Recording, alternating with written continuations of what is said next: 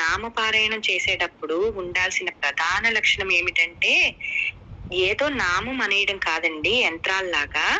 ఆ నామానికి అర్థం తెలుసుకున్నా సరిపోదు. ఆ నామానికి సంబంధించిన ఘట్టం మననం చేసుకోవాలి ఎప్పుడు మనసులో. అది మననం అయితే అదే నిజమైన ఉపాసన అవుతుందండి. దాని ఫలితం మనం పొందగలుగుతాం. కాబట్టి అందుకు ఒక్కొక్క నామంతో ఎక్కడెక్కడ అతులిత బలధామ చూపించాడో మనం వెతుక్కోవాలి ఇక్కడ. ఎన్నో ఉన్నాయండి అతులిత బలధామ హనుమంతుడి గురించి చెప్పేవి. కానీ కొన్నైనా మనం ఇక్కడ తెలుసుకుందాము. ఏ ఘట్టాలు వింటే మనకి పాప సంహారం జరుగుతుందో అదైనా తెలుసుకోవాలండి మనం. ఇక్కడ స్వామివారు చూపించినటువంటి బలం గురించి మళ్ళీ మనం భారతంలోకి వద్దాం. భారతంలో ఆంజనేయ స్వామి వారు కనపడతారు. మనకి తెలుసు హనుమంతుడు భీముడికి కనపడినట్టు కదా. ఒక్కసారి అది స్మరణ చేసుకోండి. అరణ్య పర్వంలో మహాభారతంలో అక్కడ భీమసేనుడికి కనబడ్డాడు కదా. ఎంత అల్లరి పెట్టాడండి భీమసేనుడికి. చాలా గొప్ప అల్లరి పెడతాడు. అల్లరి పెట్టినప్పటికీ కూడా అనుగ్రహం చూపించాడు. ఆ అనుగ్రహంలో భీముడు ఒక్క కోరిక కోరుకున్నాడు ఆయన్ని. ఏమనంటే, నువ్వు సముద్ర లంఘనం చేసే ముందు ఎంత మూర్తిని నువ్వు చూపించావో అది ఒక్కసారి నాకు చూపిస్తావా అని అడుగుతాడండి భీమసేనుడు. ఇప్పుడు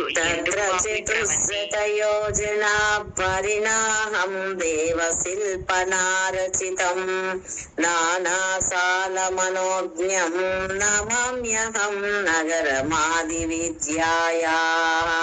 ఆంజనేయ స్వామి వారు పెంచిన తన మహారూపాన్ని చూపిస్తుంటే భీముడు తట్టుకోలేకపోయాడు. చూడండి ఇక్కడ. ఇంకా అసలు మన దాకా ఎందుకు, భీముడు తట్టుకోలేక కళ్ళు మిరుమిట్లు కొలిపాయి ఆ తేజస్సుకి ఆయనకి. స్వామి, ఆనందము, అద్భుతము, సంభ్రమము అన్ని కలుగుతున్నాయి. నీ స్వరూపం చూస్తుంటే ఎంతో ఆనందం కలుగుతుంది. ఇంకా ఆ తేజస్సుని నేను తట్టుకోలేకపోతున్నాను. అందహాసం చేసి, ఇప్పుడు నీకు చూపించిన దానికి 10 రెట్లు ఉంటుంది అప్పటి నా స్వరూపం అన్నాడు. ఇక్కడ చూడండి, నువ్వు తట్టుకోలేవు కాబట్టి ఇంతే చూపించాను అన్నాడు. పైగా అక్కడ చూపించాలి గానుక చూపించడం ఒకటి, ఇక్కడ నువ్వు చూపించమని అడిగితే చూపించడం ఒకటి. రెండింటికి చాలా తేడా ఉంది అన్నాడు. అంతే కదండి. ఇప్పుడు అప్పుడు చూపించాలి కనుక విజృంభించాడు. సీతను వెతకడానికి బయలుదేరుతున్నాడు, అందుకని అట్లా విజృంభించాడనమాట. ఇది ఇక్కడ నీ కోసం చూపించడానికి ఇది షో. ఇది అక్కడ వర్క్. ఈ రెండింటికి చాలా తేడా ఉందయ్యా. కనుకనే అట్లా చెప్తాడండి. ఇది 10 రెట్లు ఎక్కువయ్యా అన్నాడు ఇక్కడ. అంటే ఏంటి, ఆ టైంలో ఆయన చూపించిందంట ఇంకా ఇప్పుడు చూపించిన దానికంటే, భీముడు చూపించిన దానికంటే 10 రెట్లు ఎక్కువ ఉంటుంది అంటండి. కాబట్టి భారతంలో హనుమంతుడు నోట పలికిన ఒక మాట చెప్తాను మీకు. భీమసేన నపర్యాప్తో మమాసౌ రాక్షసాదమః మయాతు నిహతే తస్మిన్ రావణే లోక కంటకే కీర్తిర్నశ్యేత్ రాఘవస్య తత ఏతద్ ఉపేక్షితం. ఇది హనుమంతుడు నోట పలికిన మాట అండి. మహాభారతంలో భీమసేనుడితో చెప్తాడు, చూడు, రాక్షసాధముడైన రావణాసురుడు నాకు సాటి కాడు, నాకంటే మించినవాడు కాదు.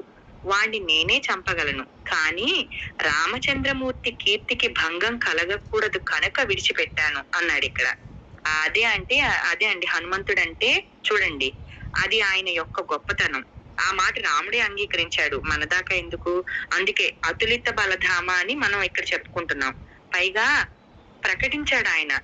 ఎలాగా, లంకంతా గడగడ వణికిపోయింది.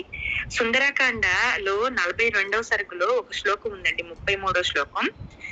జయత్యతి బలో రామో లక్ష్మణశ్చ మహాబలః రాజా జయతి సుగ్రీవో రాఘవేణాభిపాలితః దాసోహం కోసలేంద్రస్య రామస్యాక్లిష్టకర్మణః హనుమాన్ శత్రు సైన్యానాం నిహంతా మారుతాత్మజః అని.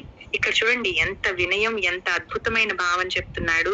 అసలు ఇది జయమంత్రం అండి. ఇది జయ ఘోష అన్నమాట. జయత్యతిబలో రామః అంటే రాముడు జయించుచున్నాడు.